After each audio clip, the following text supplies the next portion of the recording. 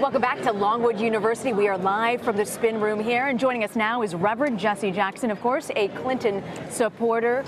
All right, it's pretty much a consensus that it was not a good night for Tim Kaine. How does he recover from this? It was a very good night for Tim Kaine. He was the most prepared. He came to defend his leader, Hillary Clinton. We just did a focus group, Reverend, and there was only one person in that entire focus group who said that they are behind Tim Kaine, that thought he did a good job tonight. We're saying the same thing. I thought Tim Kaine did a very good job. He was prepared, and he defended Hillary Clinton every time he would put a charge out on Donald Trump. Pence would not defend his guy. He said you're investing in China and Russia. He would not defend it. That you willing to destabilize Europe and NATO. He would not defend it. That you call Mexican thugs and gangsters. He would not defend it. Relative to the president, the birther movement, you were not contrite. So he kept throwing out these charges. But a lot of the criticism of him was that he interrupted a great deal tonight, and it came off as sort of being a bit rude. That was the thing that we heard over and over again in the live focus group that we did just now. They said he came off a bit rude. Well, that was style, but on substance, he kept asking, why won't Trump pay his taxes? And he would not answer it, and the person guiding the conversation would ask one question, they would answer another. And I think if she had maintained control of the process, the question would not, so he would ask it again himself. So I think that was the debate got out of hand to that extent. Reverend, one of the most interesting questions that I thought that was asked about relations in this country between African Americans and whites in this country was asked of both candidates about Senator Tim Scott, a Republican senator who has said that he's been stopped many, many times by police officers. Mike Pence was asked to react to that, as was Tim Kaine. Have you ever spoken to Senator Scott, even though he's a Republican, about his experiences with police officers? I have not, but that's a common experience. And again, Kaine pushed that argument, and Pence offered no defense of Tim Scott. He had not discussed it with him. His was a kind of, because basically Trump's idea of urban policy is stop and frisk and law and order. Hillary's is investment and development, which is a more plausible answer. When you have in 8 areas in Chicago, unemployment is 25%, they need investment and development, not more policing, not more stopping, not more frisking.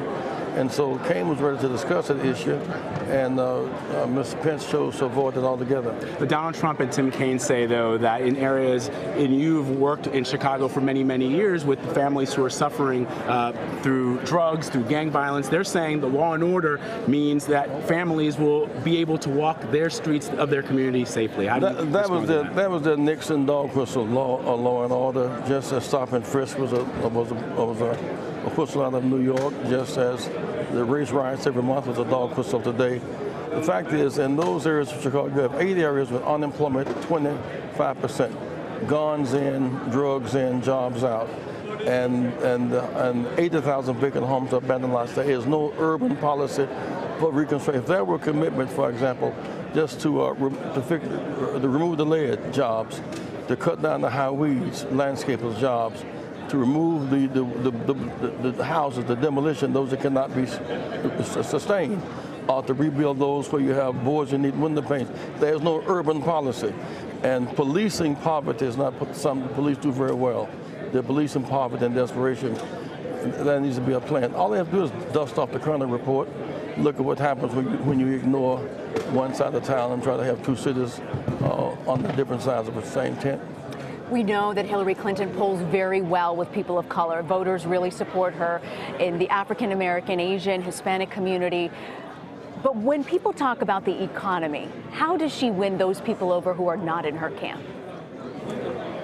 Well, by putting forth more growth. You know, when President Barack Obama came in, we lost 800,000 jobs that month. The net gain of jobs every month since, it seemed that is a proper trajectory.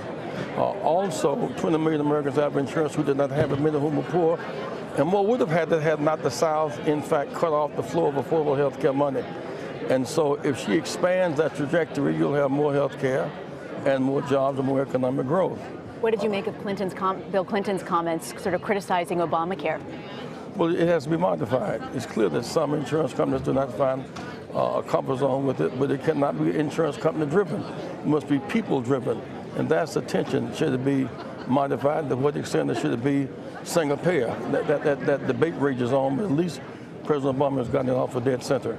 Reverend, before we let you go, I got to ask you real quickly. You remember your time running for president with fond memories?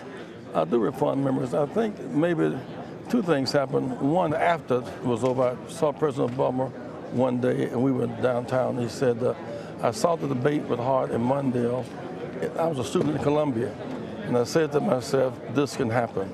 Because of you? And that excited me because the idea that we try to plant seeds that may grow trees on whose shade you would never sit. I sat on the tree and watched this tree blossom to a magnificent president. On the other hand, just to travel around the country and meet so many people from Iowa to New Hampshire to Mississippi to New York, just to grow with the country was a great gratifying experience. This has been a great year for me because this is my 50th year of working with Dr. King in 1966, and my birthday will be Saturday.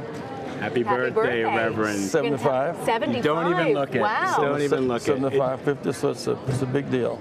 Thank you so much for stopping by to talk to us, Reverend. It's really an honor. Thank you very much, sir. Appreciate it.